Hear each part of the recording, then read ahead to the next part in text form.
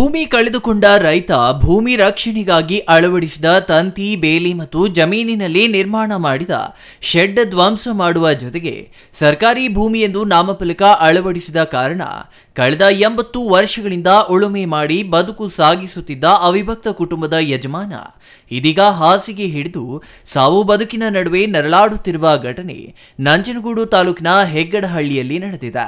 ಹೆಗ್ಗಡಹಳ್ಳಿ ಗ್ರಾಮದ survey number 6 ಸಾರ್ವಜನಿಕ ಸ್ಮಶಾನದ ಜಾಗವಾಗಿದೆ. ಆದರೆ ಕಂದಾಯ ಇಲಾಖೆಯ ಗ್ರಾಮ ಲೆಕ್ಕಾಧಿಕಾರಿ ತಪ್ಪು ವರದಿ ನೀಡಿರುವ ಹಿನ್ನೆಲೆ ಸರ್ವೆ ನಂಬರ್ 7ರಲ್ಲಿ 2.14 ಗುಂಟೆ ಕೃಷಿ ಭೂಮಿಯಲ್ಲಿ ಹೆಗ್ಗಡಹಳ್ಳಿ ಗ್ರಾಮದ ಚಿಕ್ಕಣ್ಣ ಶೆಟ್ಟಿ, ಸಣ್ಣಮ್ಮ ಮತ್ತು ಕೆಂಪದೇವಮ್ಮ ಎಂಬ ಅವಿಭಕ್ತ ರೈತ ಕುಟುಂಬ ಬರೋಬ್ಬರಿ 80 ವರ್ಷಗಳಿಂದ ಅಂದರೆ 3-4 ತಲೆಮಾರುಗಳಿಂದಲೂ 120ಕ್ಕೂ ಅಧಿಕ ತೆಂಗು ಗಿಡ ನೆಟ್ಟು ಈಗ ದೊಡ್ಡ ಪ್ರಮಾಣದಲ್ಲಿ ತೆಂಗು ಗಿಡ ಬೆಳೆದು ನಿಂತಿವೆ. ಜಮೀನಿನಲ್ಲಿ ಉಳುಮೆ ಮಾಡಿ ಜೋಳ, ರಾಗಿ, ಹತ್ತಿ ಬೆಳೆ ಬೆಳೆದು ಕುಟುಂಬ ನಿರ್ವಹಣೆ ಮಾಡುತ್ತಿದ್ದಾರೆ.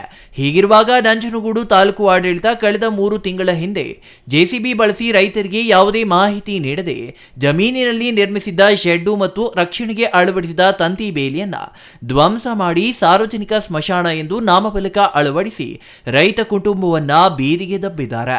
ಇದರಿಂದ ಆತಂಕಕ್ಕೆ ಒಳಗಾದ ರೈತ ಚಿಕ್ಕಣ್ಣ ಶೆಟ್ಟಿ ಇದೇ ಚಿಂತೆಯಲ್ಲಿ ಹಾಸಿಗೆ ಹಿಡಿದಿದ್ದಾರೆ.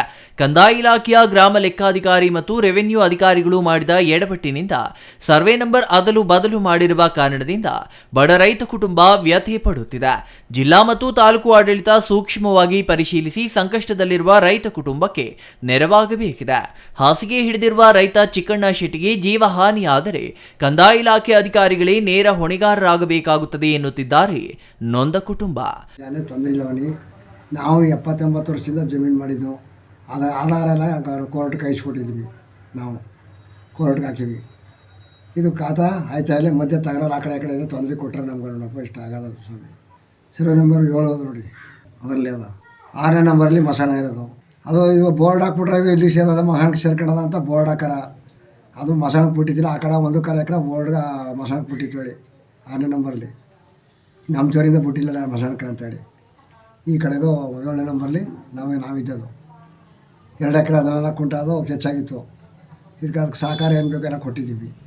ತೊಂದರೆ ಕೊಡ್ತಾಯಿರೋರು ಅಲ್ಲಿ ಒಂದು ಮುರುಳಿ ಏನೋ ಒಬ್ಬ ಆಚಾರ್ಯ, ಒಬ್ಬ ಹೆಸರು ರವಿ ಏನೋ ಒಬ್ಬ ಕೊಂಗಳವರು ಸೇರ್ಕೊಂಡು ಈ ಥರ ಮಾಡ್ತಾರೆ. ನಾವು 70-80 ವರ್ಷದಿಂದ ಜಮೀನು ಮಾಡಿದ್ದು ಇಲ್ಲಿ ಮಾಡಿಲ್ಲ ಹೇಳಿ.